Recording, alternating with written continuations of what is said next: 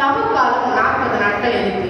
40 அப்படின்ற எண்ணு வேதத்துல எங்கெங்கெல்லாம் குறிப்பிடுறாங்க அப்படின்றத பத்தி இப்ப நம்ம பார்க்கலாம். 1. இயேசு தன் பணி வாழ்வை துவங்குவதற்கு முன்பாக 40 நாட்கள் உபவாசம் இருந்து ஜெபித்தார். 2.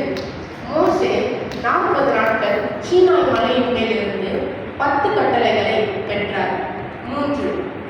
நோவாவின் காலத்தில் 40 நாட்கள் தொடர்ந்து மழை பெய்தது, அதனால் வெள்ளமும் வந்தது. 4. இஸ்ரவேலர்கள் தேவனோட சொல்ல கேட்காம இருந்ததுனால 40 ஆண்டுகள் வனாந்திரத்தில் அலைந்து திரிந்தார்கள். 5. தாவீது ராஜா இஸ்ரவேலை 40 ஆண்டுகள் வழி நடத்தினார். 6.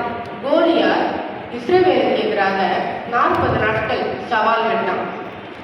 அது மட்டும் இல்லைங்க, நம்மளும் இந்த 40 நாட்கள் உபவாசம் இருந்து தேவன் நமக்காக பட்ட பாடுகளை நினைவு கூறணும். இங்கே எனக்காக ஆப்பர்ச்சுனிட்டி கொடுத்த எல்லாருக்கும்